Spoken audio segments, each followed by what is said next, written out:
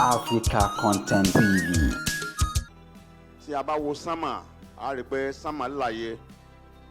Afẹ́fẹ́ àlàáfíà sì ń fẹ́ yẹ. Àgàgà nígbà tí gómìnà wọlé. Ìgbà yẹn gan ni òrùn yẹn wá ìtànsán yẹn wá tàn gan tí màálẹ̀ tún wá padà dé. Èyí fi hàn wá wípé ntọ́lọ́ ń yọnu sí lẹ́nìí là ń ṣe. Ọlọ́lá jùlọ ẹ̀jìnà Olúwaṣeyì Makinde. Gómìnà ìpínlẹ̀ Ọ̀yọ́, gómìnà tó mọ ẹ̀tọ́ tó mètò. Gómìnà tí ń fi ìbẹ̀rù Ọlọ́run ṣe ìlú ojú gbogbo náà ló kúkú rí. Gómìnà tó ń fún ẹlẹ́tọ̀ọ́ lẹ́tọ̀ọ́ ẹ̀. Gómìnà tí ìgbádùn aráàlú jẹ lógún. Gómìnà tí ẹ̀mí èèyàn tó kún lójú. Gómìnà tí ń bù kún ọlá àti ìdùnnú gbogbo onípòjìpò. Ẹni tó bá súnmọ́ wọn ó rí bẹ́ẹ̀, ẹni tí ò rí mọ́ wọn tí ò súnmọ́ wọn ṣebí òun gbúròó gbogbo tó ń lọ káàkiri. Ní báyìí àwọn ọba ti wà ń bí o kọ́mọ̀dé àwítúnwí a kí wọn lẹ́ẹ̀kan ṣùgbọ́n a tún tún wọn kí náà ni. Aláàfin Ọ̀yọ́ ọba Abímbọ́lá Ṣẹ̀kẹ̀rẹ̀ǹgbẹ̀dẹ̀ ọmọ Àtìbà kò mú kọ̀ wálé atọ́ràn bàbá mi tó ti tọ́ba kójó wá jọba àfìdí ọkọ̀ rúmọ́ gẹ̀gẹ̀ òyìnbó olódì tí fìbọn ròyìn àjò aládélẹ́yẹ ọ̀rọ̀ bàbá mi kọ́ńbọ́ bí ó ṣe ọ̀pádìjọ tẹ̀lé ọmọ agogo ọjà Aláàfin tìlú Ọ̀yọ́ ẹ bá mi ṣe kábíyèsí o. Nígbà tí à ń kí ọba Gandhi ọba tìlú Ògbómọ̀ṣọ́ Ṣọ̀ún Ògbómọ̀ṣọ́ a kí wọn pé wọ́n kú kalẹ̀ láàyè tí wọ́n bá wà yálà wọ́n ti dé tàbí wọ́n bá wa à ń láti kí wọn. Ọmọ àwọn gbọ́ngbọ́n tó fẹ́rẹ̀ sí pósí ọmọ àgòǹgò tó gbọ́n tó fẹ́rẹ̀ sáàtàn báwọn ọba gbọ́n kó fẹ́rẹ̀ sí pósí tí gòǹgò yẹn ọgbọ́n kó fẹ́rẹ̀ sáàtàn kí làṣà ọ̀fà àwọn ṣe àsọlù bí àlà Àrẹ̀mọ àti Ìbàdàn ẹ bá mi ṣe kábíyèsí kátẹ́gùn rẹ̀ ọmọ dé bá wọn. Ọ̀pọ̀lọpọ̀ àwọn ọba ni wọ́n ti wà ń bí ọ̀pọ̀lọpọ̀ àwọn ìjòyè náà ti wà ń bí tí a kàn sọ ní ṣógánṣógán. Ọba Murtala Onídò Tìdó wọ́n ti wà ń bí a ṣe kí àwọn ọba tó wà ní òkè Ògùn pátápátá Okere of Saki land Aseyin Eléyìnpó of Ìpàpó bẹ́ẹ̀ ni Onírò of Òtù Bájigan of Ìlàjì Òkè Bájigan of Ìlàjì Ilé bẹ́ẹ̀ ni Onígbẹ́tì tìgbẹ́tì àti ààrẹ ti àgọ́ ààrẹ Onígbòho ti Gbòho Ọlọ́kàákà tìlú Ọ̀kàákà Olúgbò ti Ìgbójàyè Ọ̀nà Oníbodè ti Gbòho Onísànbó ti Ìgbòho Aláwàyè Ọ̀fàwàyè Orílẹ̀ ti Tèdè gbogbo yín ẹ káàbọ̀ lápapọ̀ ẹ bá mi ṣe kábíyèsí o. Bí ètò ṣe ń tẹ̀síwájú láì gbàrà wá lásìkò gbogbo àwọn ìkàn àti kí ẹ lẹ́ẹ̀kan àtúnkítúnkí lè tá a tún ṣe yìí. Aseyin Alhaji. Your Excellencies, our royal fathers, for want of time, we go straight to the next on the agenda, and I'll be welcome speech by the Honorable Commissioner, Ministry of Local Government and Chieftaincy Matters, Chief Ademola Ojo Ijaya. A round of applause for him, please. Your Excellency, the Executive Governor of Oyo State, Engineer Seyi Makinde, please permit me to stand on the already established protocol. With profound humility and great joy, I welcome you all to this historic and auspicious occasion of the unveiling of the new Eleruwa of Eruwa, His Royal Highness Oba Samuel Adebayo Adegbola, to the whole of the world, by His Excellency, the Executive Governor of Oyo State, Engineer Seyi Makinde, FNSC, DSC, JSSRS. Today marks the significant chapter in the rich history of cultural heritage of our people. It is a day of celebration of tradition and unity, a day when we gather to witness the formal ascension of leaders chosen not only by our custom, but also by the will and goodwill of the people. We are deeply honored by the presence of His Excellency, the Governor of Oyo State, Engineer Seyi Makinde, whose attendance reflects the government's continued respect and support for traditional institutions and community development. Your Excellency, We thank you for your presence and the role your administration has played in making this event a reality, especially in terms of funding. To our royal fathers who have come from far and near, we say welcome and thank you. Your solidarity reinforces the unity of our traditional institution. To all our invited guests, friends and well-wishers, we express our heartfelt appreciation. Your presence adds color and joy to this ceremony, and we are grateful. As we unveil our new king today, may his reign be marked by peace, progress, and prosperity for our people. May unity and wisdom guide his steps, and may our land flourish under his leadership. Once again, I warmly welcome you all as you enjoy every moment of today's celebration. Thank you, and God bless you all. Seyi Jaya worldwide. Your Excellencies, our royal fathers, we appreciate you all for making it here. And we'll go straight to the next on the agenda, which will be cultural performance, to be done by the Oyo State Performing Troupe. A round of applause for them as they come Oyo forward. State Performing Troupe, Eleruwa. Àtijọba Eleruwa ọjọ́ ti pẹ́ Adébọ́lá Eruwa yàtọ̀.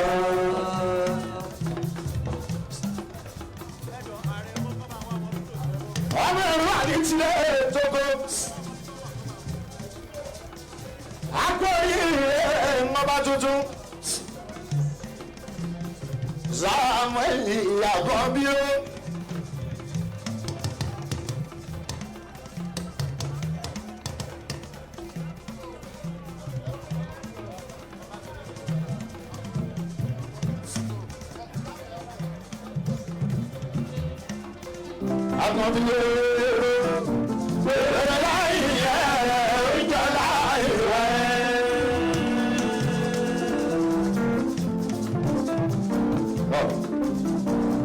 Ẹjọ́ ká kókó dúpẹ́.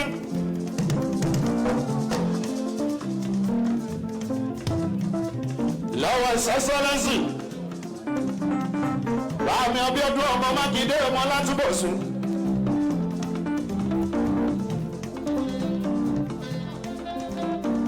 Gbogbo Ìbàràpá dúpẹ́ Taye Celluler àmàlà olórin ọba.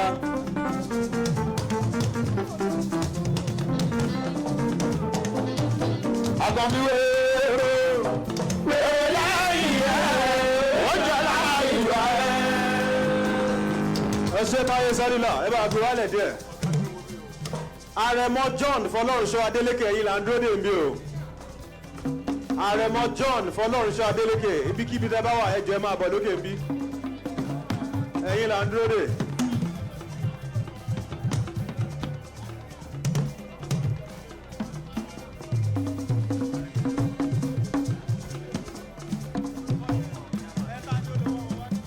Àrẹ̀mọ Eleruwa àti Eruwa.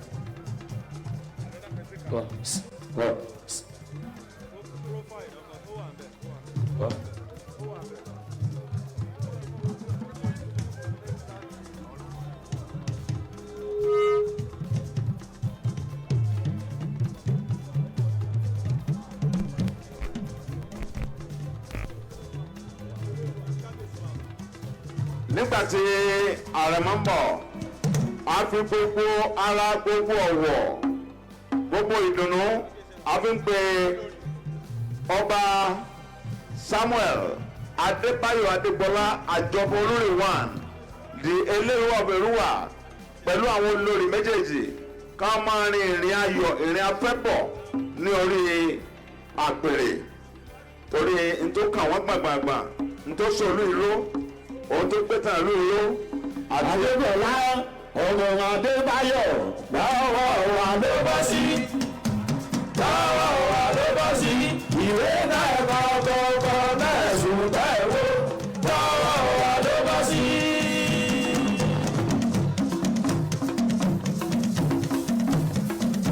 Adébọ̀lá ọmọ Adébáyọ̀ lọ́wọ́ wa ló bọ́ sí. Lọ́wọ́ wa ló bọ́ sí. Ìwé náà ẹ̀kọ́ kọ́kọ́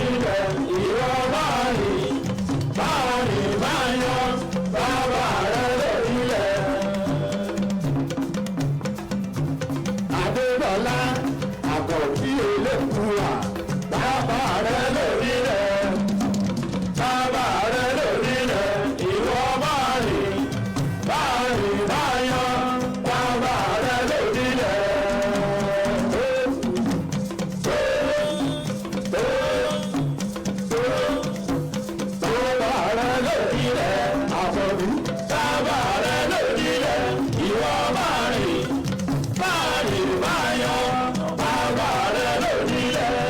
Adébọ̀lá àkọ́bí Eleruwa àwọn onímọ̀ làwọn ò gbọ́ àwọn ọ̀rọ̀ wọn làwọn ò gbà àwọn olùsílẹ̀ adúlẹ̀ lórí àpótí alágbára sábíàwó ohun tí a ṣe ló ń fún yín lára ìwà tí ẹ rò ló bà yín lẹ́rù amúnisìnbí amúnisìnsọ amúnitòkèrè ọmúnibá wọn.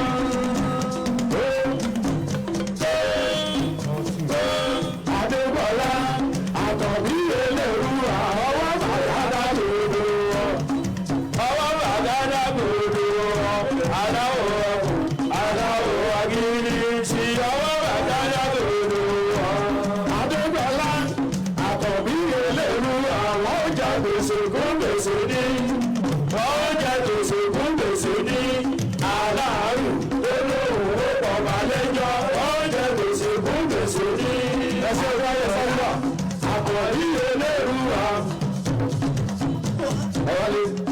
That's the citation. Your Excellency, the Executive Governor of Oyo State, I kindly request that you allow me to stand and recognize all existing protocols. This is the citation of His Royal Majesty, Kábíyèsí Ọba Samuel Adébáyọ̀ Adégbọlá, Àjọba Olúrí the First, the Eleruwa of Eruwa land. Kábíyèsí Ọba Adégbọlá, the new Eleruwa of Eruwa, was born in Olúrí compound, Okeoba quarters of Eruwa, in Ibarakba East local government of Oyo State, on 15 January 1952, into the royal family of Baba Bello Ayila Adegbola and Mama Olalongpe Abeni Adegbola. His father, Pa Bello Adegbola Akanbi Ayila Agon, was a grandson of Prince Kitoyi Ajobo Ajasa Agon. Prince Kitoyi Ajobo was the firstborn of his own mother among the many wives of Oba Oluri Iyoda Agon. Just like Prince Bankole was a firstborn of one of the wives of Oba Oluri. Oba Oluri was the sixth Eleruwa of Eruwa. Prince Bankole later went on to become Oba Bankole from Oluri line in Eruwa. The importance of Oba Oluri Iyoda Agon in Eruwa's history is underscored by his strategic role in bringing together all the other sections of Eruwa town to live as one larger and peaceful community. It was during Oba Oluri's time that Aboreri, Anko, Isaba, all separate and different settlements that were neighbors of the Eleruwa in Okeoba agreed to come down from their different homesteads, which were either on their abode, to the central valley that now constitute the present Eruwa land. Of course, all the many hills that surround Eruwa still represent the common heritage of the Eruwa people up till today. That is why Oba Oluri is still referred to till today as the Eleruwa, who brought his neighbors together in communion and in friendship, effectively making him the architect of the Eruwa configuration as we know it today. This is the great royal lineage which produced the present Eleruwa, Oba Samuel Adegbola Akanbi Agon. Prince Kitoyi Ajobo Ajasa, again one of the sons of Oba Oluri Iyoda Agon, gave birth to Prince Oyebade Alao Agon, and Prince Oyebade in turn gave birth to Pa Bello Adegbola Ayila Agon, the father of Kabiyesi, Oba Samuel Adebayo Adegbola Akanbi Agon. As such, Kabiyesi Oba Adegbola is from an entirely male line in Oluri royal family of Akalako royal house. Oba Adegbola's mother, Mama Olalongpe Abeni, was a princess from the Ajao royal family of the Olaribukusi ruling house. Mama Olalope was the daughter of Princess Adeyinka, a daughter of Prince Akindele, the senior brother of Oba Ajao. Hence, Oba Adegbola's first ascendancy to the Eleruwa throne by way of Olaribikosi ruling house. Kabiyesi attended Islamic primary school in Eruwa between 1961 and 1966 and attended both Oke Secondary Commercial Modern School and Obaseku High School for his secondary education between 1967 and 1974. He had the best WASC result in his year of graduation. He later proceeded to Yaba College of Technology and graduated with OND in Business Administration and Management. In between secondary and post-secondary education, Kabiyesi Oba Adegbola taught for a year at his alma mater, Oke Baptist Secondary Commercial Modern School, and joined Customs and Excise Department in late 1976 and retired in 1998 as a superintendent of customs. Right from his younger days, Kabiyesi is a socialite of note within Eruwa, Ibadan, and Lagos social circles. He is also a philanthropist of note. His generosity and readiness to lend a helping hand and fulfill his duties to family, friends, and community is legendary. He is happily married to two Oloris, Olori Caroline Olajire Adegbola and Olori Oyefunke Adegbola. The two unions are blessed with wonderful children. Kabiyesi was the deputy chairman of Oyo State Council of Obas during his first coming and reigned for 21 years. His reign witnessed many positive developments in all social, political, and economic aspects of Eruwa society. Oba Adegbola was one of the candidates from the Oluri ruling family of Agalako ruling house. Following the recommencement of another king selection process by the Oyo State government in 2024, he was subsequently unanimously selected by Eruwa kingmakers among 18 candidates and appointed the new Eleruwa of Eruwa by the Oyo State government on the 6th of March 2025.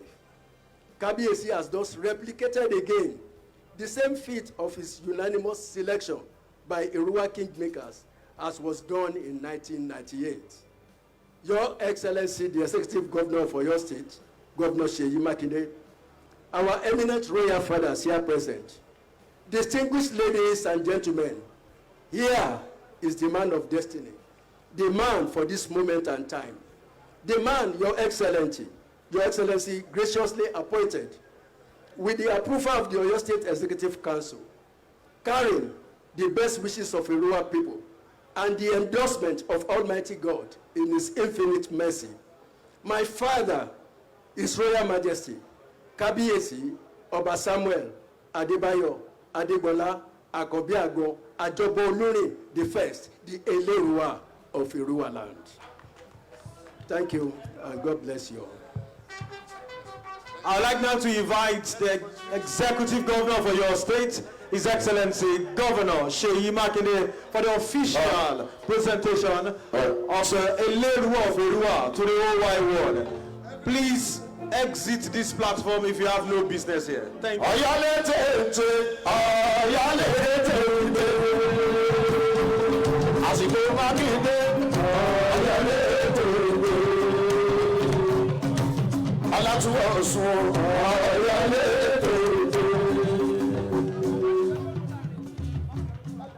Excellency Governor, Right Honorable Speaker, please join the Governor. Bàmí Seyi Ọlátúbọ̀ sun ọmọ òjò ìpẹ̀tù àrọ́ tí wọ́n ẹ̀bí òjò. Gbogbo lọ́balọ́ba ìpínlẹ̀ rẹ̀ wọ́n ní kékeré.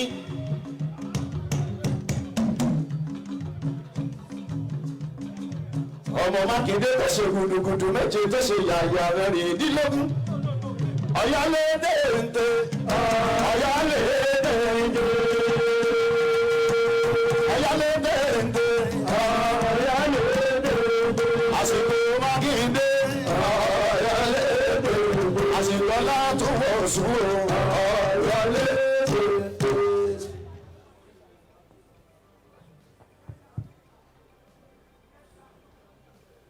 Ẹ jọ̀ọ́ ẹ jẹ́ ká jókòó, àwọn tó bá dìde ẹ jókòó. àwọn tó bá ń jẹun lọ́wọ́ ẹ má jẹun mọ́ tí mo bá ti make announcement yẹ continue oúnjẹ yìí. Àwọn tí wọ́n wà lẹ́yìn ẹ̀ mo rí èéfín bẹ́ẹ̀ bóyá ẹ̀ ń gírìlì ẹja ni àbí ẹ̀ ń gírìlì ẹran ẹ̀ stop ẹ̀ jẹ́ kí gbogbo abúfẹ́kẹ́ gbọ́ nǹkan tí mo fẹ́ sọ. Your Excellencies, our royal fathers, distinguished ladies and gentlemen, my singular honor. You know, I'll still make a formal speech, but what I'm just about to do is to present to the whole world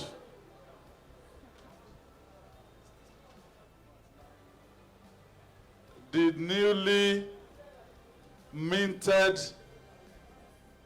just coronated Eleruwa of Eruwa land. His Royal Majesty Oba Adegbola, I think now they said is Ajobo Oluri #1. Well, ntọ́lọ́mbà ti kọ kò ń ṣe Ṣèyí Mákindé nìkan ló fọwọ́ sí o. Ntọ́lọ́mbà ti kọ Ọlọ́run ti kọ náà ni.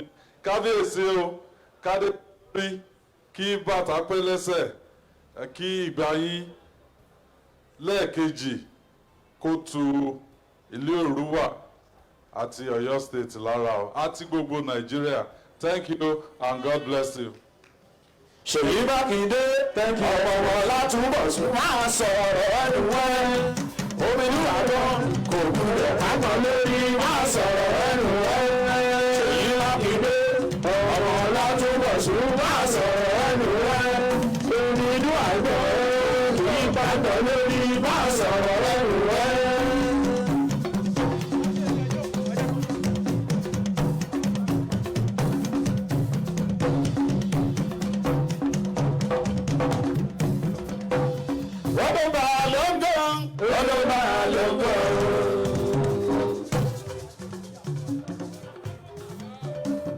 Kábíyèsí.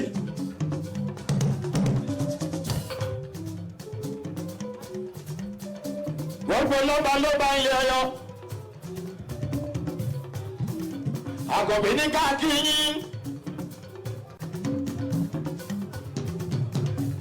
Àtúbàmíyàn. Gómìnà.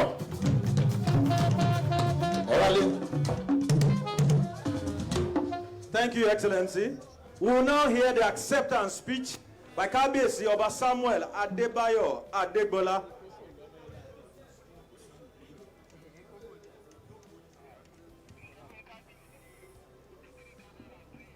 Ẹ jẹ́ ká wà ní ìdákẹ́rọ́rọ́ ká gbọ́ ọ̀rọ̀ láti ẹnu Kábíyèsí Ọba Eruwa tuntun nẹ́nẹ́ ọ̀rọ̀ lẹ́nu Kábíyèsí.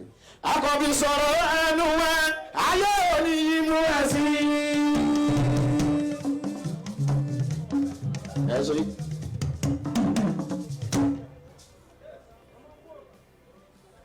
To the grace of God, the maker of heaven and earth, and everything therein, this is my acceptance speech. Your Excellency, the Executive Governor of Oyo State, members of the State Executive Council, distinguished Obas in Yoruba land, I recognize all other protocols already established. It has pleased the Almighty God to make today possible as I stand before you to accept my nomination, selection, ratification, and appointment as the new Eleruwa of Eruwa. To God be the glory, this great thing He has done. It is indeed marvelous in our eyes. I want to express my deep appreciation to our governor, His Excellency Governor Abiodun Oluwaseyi Makinde. I want to thank Your Excellency for your fairness, your steadfastness, and in the royal tradition, legal and all legitimate administrative processes that culminated in my appointment as the new Eleruwa of Eruwa.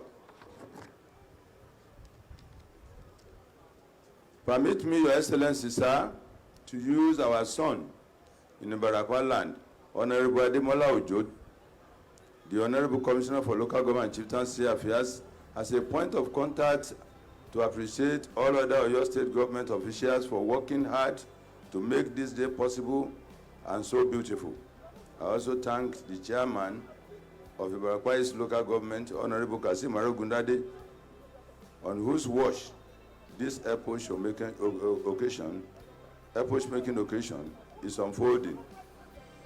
I join all my chiefs and elders and the entire Eruwa community to welcome all national, states, and local government officials, fellow traditional rulers, leaders of faith, the business community, and all our well-wishers to Eruwa to witness this Lord doing today. I stand before you on this occasion as an emblem of God's mercy and uncommon grace, as I am ascending the exalted stool of my forebearers after so much struggle, but mindful of my people's yearning for healing and renewal. So today, I promise you all that I will spend every working hour of my reign to work for the peace, unity, progress, and development of all Eruwa people. Bí wọ́n ṣe ń bọ̀, ẹ bá ń fàtẹ́wọ́ gbé wọn dìde. Ẹ bá ń fàtẹ́wọ́ gbé wọn débí o. Ẹ má jẹ́ ó rẹ̀ wá, ẹ má jẹ́ ó sú wa o. Gbogbo Eruwa ẹ fàtẹ́wọ́ gbé gómìnà déwájú ń bì. Ẹ ṣeun, ẹ má jẹ́ ó sú wa rárá. Àtẹ́wọ́ alálùbáríkà dà. Seyi ẹ dà.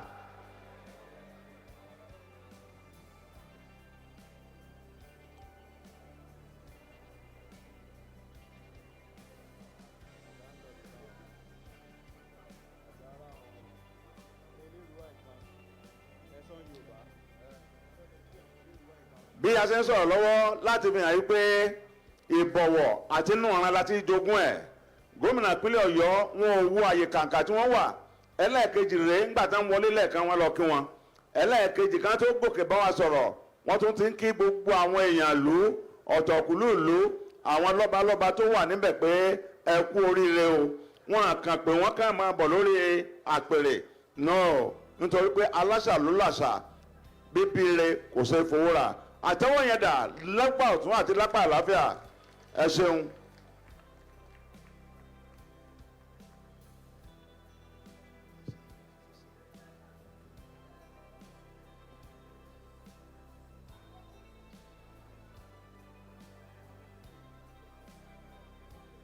Ẹ jọ̀ọ́ ẹ jẹ́ ká jókòó àwọn tó bá ṣì dìde.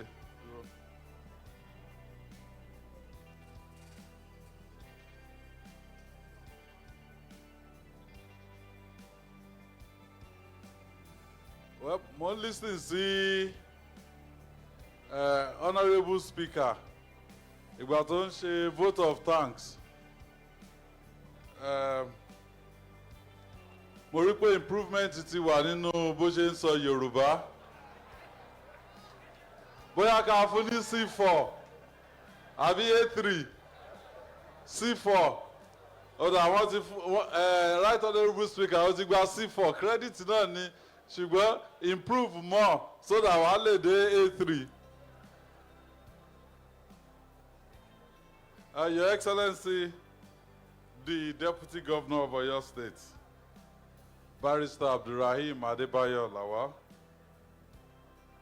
Your Excellency, the former Deputy Governor of Oyo State and Deputy National Chairman South for the People's Democratic Party, Ambassador Taufik Arakwaja. Your Excellency, the former Deputy Governor of Oyo State, and member of the PDP Board of Trustees, Engineer Hamid Gbadamosi. Your Excellency, the former Deputy Governor of Oyo State, Barrister Azim Gbolarumi, the Federal Honorable Member representing Ibarakwa Northeast, Ibarakwa North, stroke Ibarakwa Central, Honorable Anthony Adebayo Adepoju, Ibarakwa Kan, the Speaker of Oyo State House of Assembly, Right Honorable Adebo Ogundoyin, and other honorable members of the Oyo State House of Assembly here present. From what I saw, I think Tebani Mason bigger early seat, Kalu form quorum Bimosheri. The Chief Judge of Oyo State, Honorable Justice Iyabo Yerima, ably represented by Honorable Justice M.O. Ishola, and all other members of Oyo State Judiciary here present. The Chief of Staff, Honorable Segun Ogunwoye, the Head of Service, Mrs. Olubumi Oni, MNI, the Deputy Chief of Staff, Honorable Fola Oyekunle, His Imperial Majesty, the Alaafin of Oyo, Oba Akim Abimbola Owade Eleruwa Tukini, and his amiable wife, Olori Abiwumi Owade.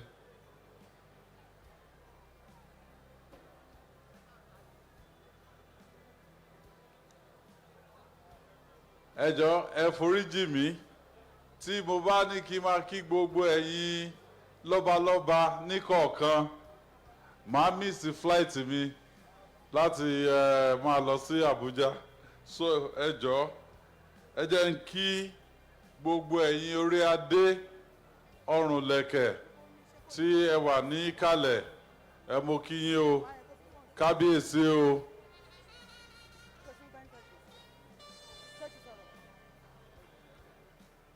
Well, the newly minted Eleruwa of Eruwa land.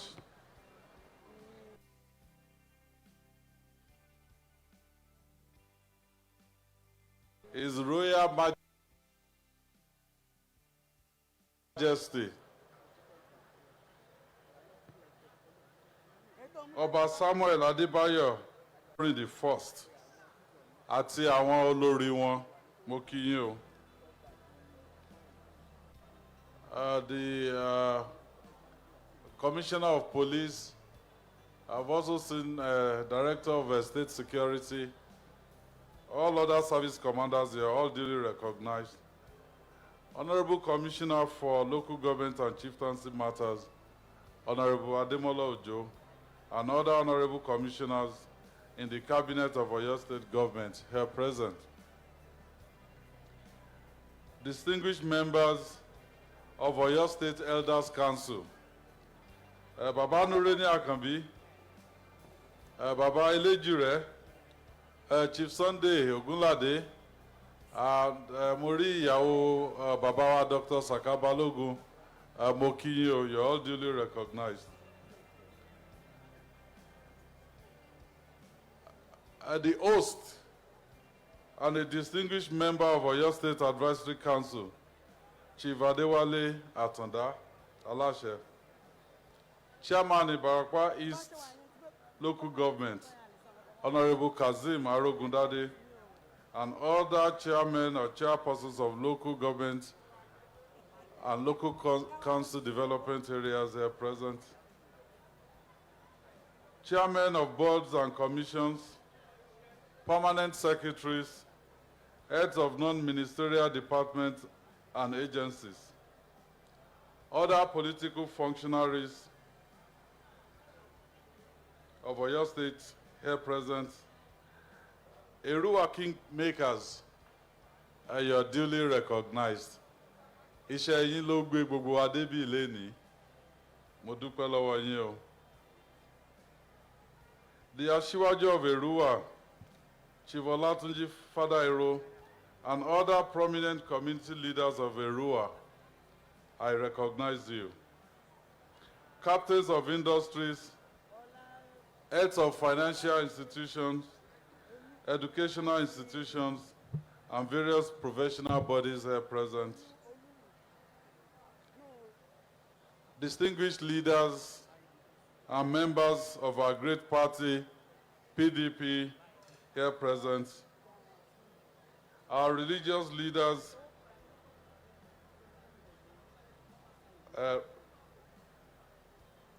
our president náà wà níbí lára àwọn religious leaders wa, Reverend Dr. and Mrs. Israel Adelani Akanji, mo kí yín sir. Reverend Sunday Popola, mo kí yín o. CAN Chairman, Oyo State, Apostle Joshua Akiyemiju, mo kí yín o. Chief Imam of Eruwa Land, Alhaji Abdul Karim Abdul Salam Olore, ably represented by Alhaji Mudashiru Adedeji, mo kí yín. Reverend Oyekola, Reverend Dr. Samson Ayokunle, mo kí yín sir. Oluawo of Eruwa Land, Adebayo Ifakolade Adeyemi, mo kí yín. CAN Chairman Eruwa, Venerable J.O. Adeagbo, mo kí ẹ̀yin náà. And other prominent religious leaders, tí mi ò lè dárúkọ, mo kí yín. Sons and daughters of Eruwa, home and abroad. Ẹ̀yin ti Eruwa o. Mo kí yín o, mo kí gbogbo wa pé a kú oríire ní. Oríire náà á kalẹ̀ o. Labor leaders, professional bodies, market leaders, artisans, and other groups. Distinguished invited guests, gentlemen of the press, distinguished ladies and gentlemen. Well, adájọ́ ọjọ́ kò. The day is finally here. A ti ṣe coronation fún kábíyèsí wa.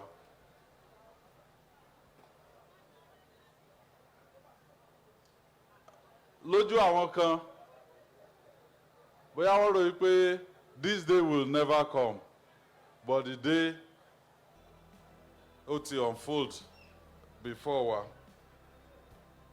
I picked few things from the speech Kábíyèsí.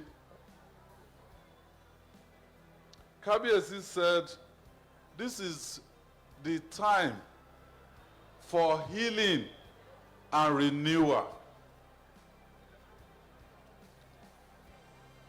Those are very important and profound pronouncements.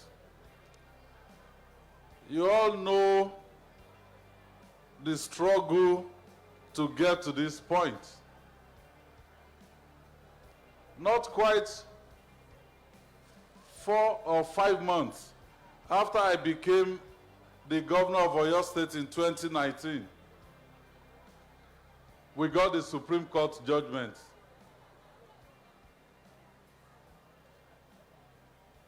deposing Kábíyèsí Eleruwa. Èmi ò dẹ̀ ní experience nínú ìjọba because mo ṣe dé ńgbà yẹn ni mi ò tí mọ báwo ni after 21 years on the same throne. So it was a first shocker for me. This was, I believe, around November 2019. So I called everybody and told Dajo the first ẹjọ́ yẹn gan Justice Mukhtar Abimbola. He was the chief judge to swear me in. I called him. Mo sọ pé this judgment ṣé kábíyèsí Eleruwa wọn ṣe ọmọ ọba ni tó tọ́ sí láti jọba. Wọ́n ní ọmọ ọba ni wọ́n. Pé láì tí wọ́n gbà wọlé nìkan ni àwọn tó lọ sí court sọ pé àwọn ò like. Mo pe ẹni tó jẹ́ lọ́yà tó ṣe ẹjọ́ yẹn, Chief Niyi Akintola Aseyin. Kí ló dé? Ìgbà tí wọ́n wá ṣàlàyé ẹ̀ fún mi. We went back to the Supreme Court for them to have another look at that judgment. We also did not succeed. After that point,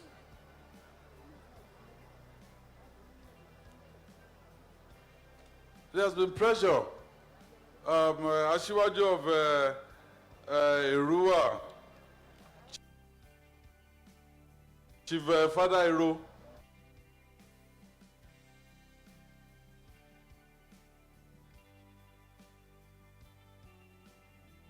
led some people to the government office in Ibadan, putting pressure on me, and I said, well, mo mọ n tó gbé wa dé ibi tá a dé yìí, we will not walk that path again. I promise Chief Father Ero and the entourage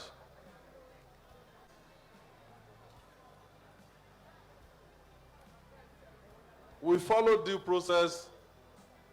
Wọ́n ní tẹ́ bá ju àdá sókè ní ẹ̀mẹ́wàá, ibo ni wọ́n ní a fi lélẹ̀? Ibi pẹlẹbẹ. They came back, went through the process, and ibi pẹlẹbẹ ni àdá fi lélẹ̀. What is the lesson for us in all of this? Eruwa land from 2019 to 2025 was deprived of traditional headship. That is now behind us. And I'm glad that today, Kábíyèsí ò sọ pé àwọn fẹ́ rán ró. He has called now for everybody láti fọwọ́sowọ́pọ̀ fún ìdàgbàsókè ìlú Eruwa and also by extension Oyo State. And I also took note of what Kábíyèsí said about harnessing the energy of the youth. Ṣáwọn ọ̀dọ́ wà ń bí? Ẹ̀yin ọ̀dọ́? Kábíyèsí ti sọ pé àwọn á ṣiṣẹ́ pẹ̀lú yín. Ìjọba á ṣiṣẹ́ pẹ̀lú Kábíyèsí to ensure that our youth are gainfully employed.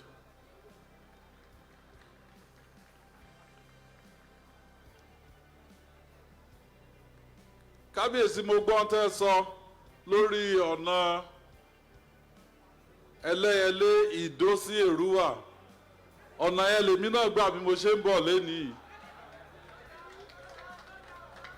I spent 2 hours lórí ọ̀nà tó jẹ́ pé 48 kilometers ni kò yẹ kí n lò ju 20 to 30 minutes lọ tọ́nà yẹn bá dáa.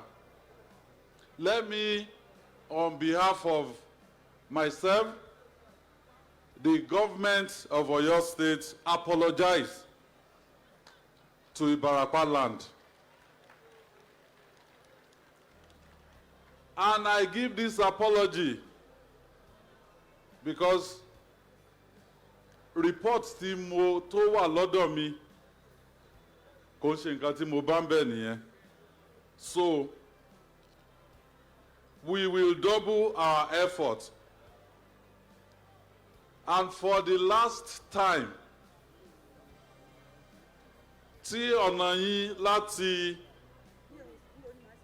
ẹlẹ́yẹlé wá sí Eruwa tí ò bá jọ ọ̀nà Ọ̀yọ́ sí Sẹ́yìn àbí Ìsẹ́yìn sí Ògbómọ̀ṣọ́, àbí Mọ́níyà sí Sẹ́yìn within the next 10 to 11 months. Ẹ má jẹ́ wá sí Eruwa mọ́.